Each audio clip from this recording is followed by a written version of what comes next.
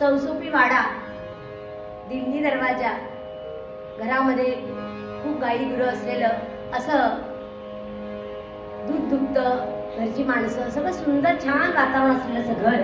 आणि त्या घरामध्ये महादू नावाचा गवळी आणि त्याची बायको मालू, त्यांचे सासू म्हणजे घरात तिचे सासू सासरे. ही मालू म्हणजे अतिशय स्वभावाला चांगली. सकाळी उठल्यापासून झोपेपर्यंत घरातल्या सगळी कामं व्यवस्थित रितसर करणार. हा महादू घरोघरी जाऊन दूध टाकण्याचं काम करायचा. सासऱ्यांची सेवा, सासूबाईंची सेवा, आलं गेलं, पाहुणे रावणे सगळं. फक्त एकच त्यांच्या घरामध्ये दुःख होतं की नेहमीसारखं जगी सर्व सुखी असा कोण आहे.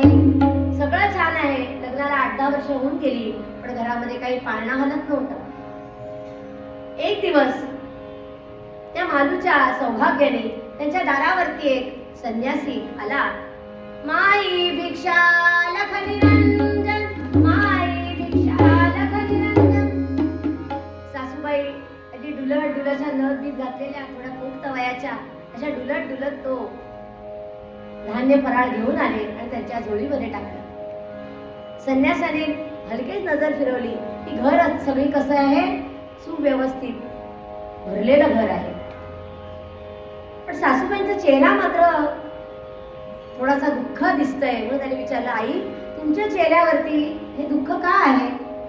त्यामुळे काय सांगू बाबा, 8-10 वर्ष झाली, पण आमच्या घरात आम्हाला पण वाटतं एखादं छोटं नातवंड कोणी खेळावं. त्यामुळे तुमच्या सुनेला बोलवा, तिच्या भाळावरती लीला आहे की नाही ते पाहता येईल. त्यामुळे सुनेला, मालू मालू ये ग. मालूच्या हातात कळशी होती, ती त्यांनी खाली ठेवली.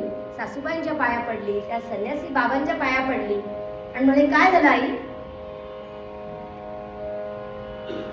त्या बाबांनी तिच्याकडे पाहिलं आणि पाहून सांगितलं, अगं बाळा, तुला संसार सुख का नाही म्हणतेस? छोटं बाळ का होणार नाही? तुला संतती सुख नक्की मिळणार आहे. आणि सर्वात पुढे जाऊन तर तुझ्या भाळावरती लिहिलेलं आहे, तुला साक्षात भगवंत शंकर भगवान तुला दर्शन देणार आहे. हे मी स्पष्ट तुझ्या चेहऱ्यावरती आणि तुझ्या भाळावरती लिहिलेलं मी वाचतोय. तिने नमस्कार केला, आतून ती सुखावली, डोळे भरून आले. शंकर भगवान दिसतील की नाही असं काही तिची इच्छा नव्हतीच. ते होणार की नाही माहिती नाही, पण मला मूल नक्की होणार ना, असं म्हटल्यानंतर संसारातलीच माणसं तिला वाटायला म्हणतात ना, ते अमृत सांडवली तक्र पिणे, अमृत मिळणार आहे. पण तिला त्या अमृताची पर्वा नव्हती. तिला वाटतं मला ताक मिळालं तरी चालेल, म्हणजे मला माझ्या जीवनामध्ये संतती सुख मिळावं. आणि पाया पडते, काय करावं लागेल बाबा? ती सांगते एक, तो सांगतो एक करायचं. योगाभ्यास नको, प्रतेमख नको, तीव्र तपेती नको, काळाचे भय मानसी करू नको, दुष्टाशी शंकू नको, ज्याची या स्मरणे पतित तरती, तो शंभू सोडू नको. शंकर भगवानांची तू काय कर, आराधना सुरू कर. दिवसभराची तुझी सगळी कामं आटपली, रात्र झाली, सगळी झोपाझोप झाली की काय कर, दिवसभराचा राहिलेला भाकर तुकडा, दूध, बिल्वपत्र, काही पांढरी फुलं असं घेऊन तू काय कर, आपल्या गावाबाहेरची नदी आहे त्या नदीवरती जा आणि तिथे त्या ओल्या वाळूच मध्ये काय कर, त्याचं शिवलिंग बनव आणि त्या शिवलिंगाची काय कर, मनोभावे पूजा कर. त्याला दूध पाणी वाहा, बिल्व वाहा आणि अतिशय भावपूर्णतेने नमस्कार कर. आणि नमस्कार करून थोडा जप कर. जप करून झाल्या पुन्हा घरी ये. घरी परत येताना मागे वळून मात्र पाहू नकोस. ती बरं म्हणते आणि त्याप्रमाणे. आणि मग कधी पण मुलं अगदी 6-7 महिन्यात तुला दिवस जातील, बघच तू प्रचिती तर पहा. आता मूल होणार म्हटल्यानंतर त्या उत्साहाने तिने काय केलं, भाकर तुकडा बाजूला ठेवला, सगळे जे ताट असतं ते भरूनच ठेवलं, दुधाची वाटी, पाण्याची वाटी, बेल, पुष्प, मंदार बिल्वे कुसुमे सुवासी, माला पवित्र महाशंकरासी, काशीपुरी भैरव विश्वतारी, जवीण शंभो मज कोण तारी. आणि दिवसभर ओम नमः शिवाय, ओम नमः शिवाय जप सारखा करत राहा. त्याप्रमाणे ती सारखा जप सकाळी उठल्यापासून जप करायला लागली. रात्री ते भरलेलं ताट घेऊन नदी किनारी गेली. तिथे त्या ओल्या वाळूचं तिथे शिवलिंग बनवलं, त्याच्यावरती दूध पाणी घातलं, बिल्वपत्र घातलं, फुलं घातली आणि ओम नमः शिवाय, ओम नमः शिवाय.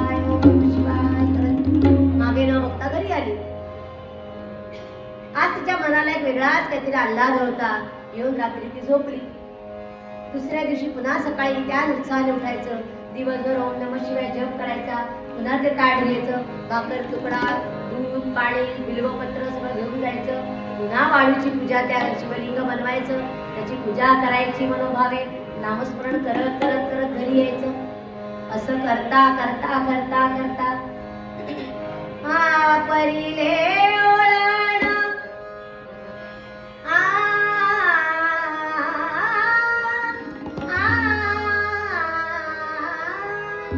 परिले ओळण इंद्रिया सकळा, परिले ओळण इंद्रिया सकळा, भाव तोंडा नाही तुझ्या, भाव तोंडा नाही तुझ्या. पांडुरंग ज्ञानी पांडुरंग मोरी, महादेव ज्ञानी शंभुनाथ मोरी, महादेव ज्ञानी शंभुनाथ मोरी. जागृती स्वप्नी शंकर, जागृती स्वप्नी शंकर, जागृती स्वप्नी शंकर. शंकराचं नाव घेत घेत घेत दिवस जायला लागले. इंद्रियांना जणू काय वळणच पडलं की रात्र झाली की जायचं आणि परत यायचं. बघता बघता वर्ष उलटून गेलं, पण संतरी होण्याचं काही चिन्ह दिसेना. आणि ती डोक्यात ते विसरून पण गेली की मला संतती व्हावी म्हणून मी आराधना करत आहे. ती त्या नामस्मरणामध्ये आणि शंकराच्या त्या पूजेमध्ये एवढी रममाण झाली होती की कारण कशा करता चालू केलं तेच ती विसरली. म्हणजेच तिच्याकडनं काय व्हायला लागली, खरी पूजा व्हायला लागली, निष्काम भक्ती व्हायला लागली. सकाम म्हणून तिने सुरुवात केली होती, पण ती गोडी लागता लागता सकाम भक्ती निष्काम भक्तीमध्ये कधी पालटली हे तिचं तिला सुद्धा समजेल. आणि त्या दिवशी मात्र पूजा करत असताना एकदम अचानक तिच्या मनामध्ये ते द्वंद्व म्हणतात माया आली आणि मनामध्ये विचार आला की मी 6 महिन्यानंतर मला मूल होईल असं सांगितलं, आज वर्ष झालं तरी मला काही मूल झालं नाही, आणि शंकर भगवानांचं साक्षात दर्शन मला म्हणाले तसं पण काही झालं नाही. मग आता मी केलेली पूजा खरी, तो साधू बाबा खरा की काय खरं? नक्की असं होणार आहे का मी आपली अशी रोज उगीच येते, सवय कवा येते सारखं रोज आपली येते, रोज पूजा करते, का माझा भाव कमी पडतोय? भाव म्हणजे कुठला? मनामधला मनोभाव तो कमी पडतोय का काही, असं मनात आलं. आणि एकदम आतमध्ये काय झालं, तिला दुःख व्हायला सुरुवात झाली, तिचा भाव बदलायला लागला. देवा काळजाची हाक ऐक एकदा तरी, देवा काळजाची हाक ऐक एकदा तरी, माझी आदिवासी आग लागू दे तुझ्या उरी, काळजाचं हाक तू गावात नसा, दगडाचं काळजाचा दगडाचा देवा, दगडाचं काळजाचा दगडाचा देवा. तू दगडाच्या काळजाचा आहेस म्हणून तुला काही पाझर फुटत नाहीये का? काय होतंय काय काही कळेना. टाव पडला भगवंता, हे शंकरा, हे महादेवा, हे शंभुनाथा, तू कुठे लपलायस? मूल तर मला झालंच नाही, तुझं दर्शन सुद्धा नाही. आणि त्यावेळेस तिने मनाने विचार केला आता उद्यापासून मी अजिबात इकडे येणार नाही. आणि त्याप्रमाणे घरी आली. जप काय मनामध्ये जप चालू होतं, जप तर चालूच होता, पण आज मात्र मी रात्री उलटून जाणार नाही असा विचार केला. रात्री ती झोपली आणि स्वप्नामध्ये तिच्या भगवंत प्रगट झाले, शंभुनाथ प्रगट झाले. म्हणाले मालू, अगं असा तू कसा विचार करतेस? तुला मी सांगितले त्याप्रमाणे ते नक्की होणार. आता तुझी पूजा आहे ना, ती भगवंतानी मान्य केलेली आहे. तर तू काय कर, उद्या ह्याच वेळेला पूजेसाठी पुन्हा ये. आता तुला सगुण रूपात साक्षात शंकर भगवानांची पूजा करायची. असं म्हटल्याबरोबर मालूनी पुन्हा मध्ये काय म्हणाले, आशा पल्लवित झाल्या आणि पुन्हा ती त्या नदी किनाऱ्याने वाळूचं तिने शिवलिंग बनवलं. पुन्हा त्याच्यावरती बेल व्हायला, दूध पाणी व्हायला, नमस्कार केला. शंभुनाथ, ओम नमः शिवाय, ओम नमः शिवाय असं म्हटलं आणि आकाशाकडे बघत राहिले. त्याच वेळेस मोठा तारा, हा तारा लुकलुकणारा तारा बघता बघता बघता काय झालं, मोठा प्रकाशमान असं दिव्य असं विमान तिच्या पुढे उभं राहिलं. आणि आकाशवाणी झाली की मालू, या विमानात तू जाऊन बस. त्या विमानामध्ये ती मालू बसली. ते विमान साक्षात जोरात उडालं, उड्डाण केलं आणि ते कुठे जाऊन थांबलं? सोमनाथाच्या मंदिरापाशी जाऊन थांबलं. सोमनाथाच्या मंदिराचे मोठे मोठे भव्य दिव्य असे ते दरवाजे उघडले. ती पूजेची थाळी घेऊन आतमध्ये गेली. साक्षात भगवंत शंकर भगवान तिथे पद्मासनात बसलेले आहेत ध्यान अवस्थेमध्ये. एक पाय खाली सोडलेला आहे आणि मालूने काय केली? त्यांच्या पायांची पूजा केली. दूध पाणी वाहतात, बेल सगळं व्हायला नमस्कार केला आणि हे शंभू नारायण डमरू वरधर अमल निधान डमरू वरधर अमल निधान आद्यधर शमना शंकरा डमरू वरधर अमल निधान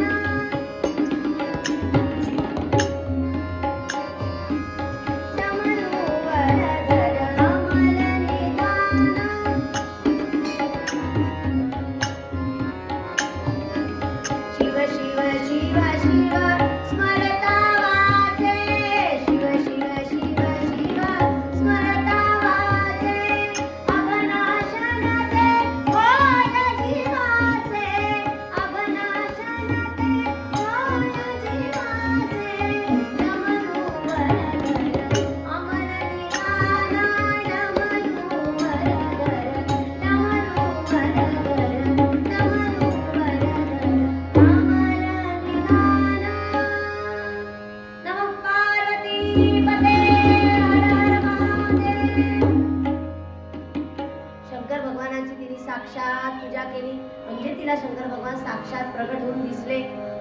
आता आकाशवाणी झाली की मालू आता रोज तू इथे येऊनच माझी पूजा कर. आता ती काय करायला लागली? विमान तिच्या करता यायला लागलं. ती विमानात बसायला लागली. विमान ते भव्य दिव्य असं रत्नजडित विमान हे उडालं आणि सोमनाथाच्या दारात जाऊन थांबायचं. तिथे ती शंकर भगवानांची पूजा करायची. असंही करता करता महिना काय वर्ष झालं. आता वर्ष झालं. ज्या वेळेला आपली भक्ती फुलायला लागते त्याच वेळेला संशय सुद्धा काय करतो? बळावायला लागतो. तिची परीक्षा चालू होते. त्याप्रमाणे 2 वर्ष झाली तरी नवऱ्याच्या मनामध्ये चुकीचं काही आलं नाही. पण नवऱ्याला कळलं होतं की आपल्याला मूल होणार, पण मूल होण्याचं काही चिन्ह दिसेना. म्हणून तो विचार करायला लागला की रोज ही रात्री जाते, खरं शंकराची पूजा करते की कुठल्या याराला भेटायला जाते? पुरुष माणसाला बायकांविषयी चुकीच्याच कल्पना पहिल्यांदा येतात. ती ना ती तसलीच आहे, ती तशीच आहे, ती अशीच आहे. असो, तो विषय आपला नाहीये. सांगायचा उद्देश की त्याच्या मनामध्ये पाप विचार यायला सुरुवात झाली. नक्की कुठे जाते? म्हणून ती तोच तिच्या मागे जायला लागला. आता ती पूजेला निघाली. ते विमान आलं. त्याचे तर डोळे दिपले गेले. ती त्या इतक्या त्या तंद्रीमध्ये होती की तंद्रीमध्ये ती विमानात जाऊन बसली. आता हा सुद्धा जाऊन पटकन पळाला आणि मागच्या बाजूला तो बसला. म्हणतात ना, पतीचं अर्ध पुण्य पत्नीला मिळतं. इकडे पत्नीचं अर्ध पुण्य त्याला मिळालं आणि म्हणून तो सुद्धा पटकन जाऊन बसला. विमान उडालं. त्याला साक्षात भगवंताचं त्यालाही दर्शन झालं. पण ही त्या तंद्रीमध्ये नमस्कार करून परत आली आणि हा परत येईपर्यंत काय झालं? सोमनाथाच्या मंदिराचे दरवाजे बंद झाले. हा आतमध्ये झडकला आणि ती एकटीच विमानात बसून परत आली. इकडे 2 दिवस झाले, 3 दिवस झाले. महादूची वाट बघतायत. महादू काही येईना. बाकी कोणाला माहिती नव्हतं महादू कुठे गेला. महादू फक्त विमानाच्या मागे बसलाय. महादूलाच माहिती, बाकी कोणाला माहिती नाही. परत काय ते विमान आलं नाही. परत काय त्याला येण्याची चिन्ह दिसत नाही. तो तिकडं चालत निघाला. तिथे सासू सासरे मालूला बोल लावायला लागले की तूच काहीतरी चुकीचं काम केलेलं आहे. माझा मुलगा गेला, तो परत आला नाही. आता मुलगा येईपर्यंत आम्ही तुझ्याशी बोलणार नाही वगैरे वगैरे. तिची मात्र अव्याहत पूजा झाली. पण माझ्या नवऱ्याला जोपर्यंत परत आणत नाही तोपर्यंत मी काही पूजा करणार नाही. मग तिनेही ठरवलं. शंकर भगवान साक्षात तिच्या स्वप्नामध्ये आले आणि म्हणाले, मालू, तुमच्या भक्तांच्या मनात आलं की मी आजपासून पूजा बंद करणार, की तुम्ही पूजा बंद करून टाकता. पण मला तुझ्या पूजेची सवय झाली ह्याचा विचार कोणी करत नाही. तू जेव्हा माझं स्मरण कर, जेव्हा आपण भगवंताचं स्मरण करतो, आज केलं आणि 2-4 दिवसांनी पण राहिलं पण तो तुमची वाट बघतो ना. कारण तुम्ही स्मरण करताय, तुम्ही सुरू केलेलं आहे, सवय तुम्ही त्याला लावली आहे. त्यामुळे मालू असं करू नको, मला तुझ्या पूजेची सवय झाली आहे, त्यामुळे मी विमान पाठवणार. मालू म्हणाले, मी येणार नाही, माझा नवरा घरी येत नाही तोपर्यंत मी आता काही येणार नाही. तो तुम्हाला काही हरकत नाही, तुझ्या घरामध्ये मी साक्षात येईन. तू काय कर, शिवलिंगाची स्थापना कर. एक नाग येईल, त्या नागाला काय कर, तू दूध पाज. तो नाग म्हणजे प्रत्यक्ष भगवंताचं रूप असेल त्याची तू पूजा कर. आणि तोपर्यंत तिचा नवरा परत आला. नवऱ्याला हे सगळं काही माहिती नाही, म्हणून शेतामध्ये आलेला जो नाग होता त्या नागावरती त्या महादूनी काय केलं, कुऱ्हाड घातली डोक्यात. आणि तो तिथेच काय झाला, नाग लुप्त झाला. तो खरा कोणासाठी आला होता, शंकराचा रूप घेऊन, शंकराच्या रूपासाठी म्हणून तो मानू करता आला होता. पण महादूची काय, ते महादूची थोडी पात्रता कमीच होती, त्यामुळे महादूनी काय केलं, तो वार घातला आणि तो नाग तिकडे अदृश्य झाला. आता स्वप्नामध्ये येऊन भगवंत म्हणतात, तू तिकडे काय कर, शंकराची पिंडीची स्थापना कर आणि मी त्या जागी श्रावण सोमवार आठवडाभर राहून जो भगवंताचं स्मरण त्या देवळामध्ये राहून करेल त्याला मी नाग रूपामध्ये दर्शन देईल. अशा प्रमाणे सोमय्याचं कारंज नावाचं हे स्थान पुणे जिल्ह्यामध्ये आहे. जसा सोमनाथ आहे तसा सोमनाथाचं हुबेहूब रूप हे तिकडे आहे. आणि त्या पिंडीवरती नागाला मारल्यामुळे त्या पिंडीवरती असा स्क्रॅच पण आहे. कोणाला पाहायचं असेल तर तुम्ही सोमयाचं कारंज जीपी ला काय GPS ला टाका, मॅप मध्ये टाकलं की दिसेल, गुगलवर टाकलं तरी दिसेल. तर तुम्ही जाऊन या, तिथे साधना करा आणि बरं बघा रात्री स्वप्नामध्ये नागदेवता दर्शन देतात की नाही. त्याप्रमाणे त्या मालूला महादेव पावला तसा आपल्या सर्वांना तो पाहू द्या. सोमवार आहे आणि आपल्या सगळ्यांना साठा उतरा सफळ संपूर्ण सगळ्यांना पावला पाहिजे भगवंत. पण मन कसं पाहिजे, पारदर्शक, नितळ, स्वच्छ, नो डांबरटबाजी, नो पॉलिटिक्स, नो राजकारण, नो स्वार्थीपणा. हे सगळं असेल तर तो पावतो, तुम्हीच पावत नाही. तो का वेडा आहे का सगळ्यांना पावायला. त्याप्रमाणे म्हणून पूर्वरंगाच्या पदामध्ये आपण बघितलं. त्याच्यानंतर ही तर कथा झाली शंकराची. त्याच्या पुढे याच्या पद्धतीनेच शंकराचं अधिष्ठान म्हणून ज्या वेळेला श्री रामप्रभूंनी सुद्धा रामेश्वराची स्थापना केली, त्यांना सुद्धा सांगण्यात आलं ज्या वेळेला तुम्हाला लंकेमध्ये जायचे, आता ते तर स्वतः श्रीरामप्रभूचे भगवान, त्यांना कोणाची गरज आहे, पण त्यांनी सुद्धा शंकर भगवानाचं स्मरण केलं, रामेश्वराची स्थापना केली आणि रावणाला मारून लंका जिंकून मग सगळेजण जेव्हा परत आले, मग परत आले ते कुठे बसले, अयोध्येच्या गादीवरती. बाजूला सीतामाई बसलेली आहे, बाजूला मारुतीराया बसलेले आहेत, सगळे मस्तपैकी राम पंचायतन आहे, सगळे अयोध्यावासी समोर जमलेले आहेत आणि सगळीकडे गुढ्या तोरणं उभारलेली, आनंदी आनंद आहे. आपण जसा 15 दिवस कीर्तन केला, आनंदी आनंद केला, रोज सगळे रोज नव्हते आले, त्यांना काही तो आनंद मिळाला नाही. तर पुढच्या वेळी तुम्ही त्या गोरा मंदिरात न जाता काळ्या मंदिरात आधी या. प्रत्येक वेळी गोऱ्या रंगाला महत्व देऊ नका, काळ्या रंगाला सुद्धा महत्व द्या. काळ्यामध्ये शेवटी काय आहे, सगळं आहे, गोऱ्यामध्ये शेवटी काही नाही. गोरा फक्तच गोरा असतो, काळा खरा असतो, ओरिजिनल. कामराय सांगितलं बाबा, तुझा निरोप दिला सगळ्यांना. आता पुढच्या वेळी बघूया कुठे जातात. भव्य दिव्यतेकडे जाऊ नका, योग्यतेकडे जा. आणि त्याप्रमाणे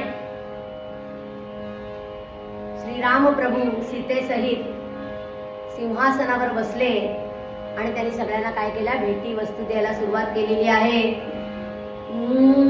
रत्न जडिता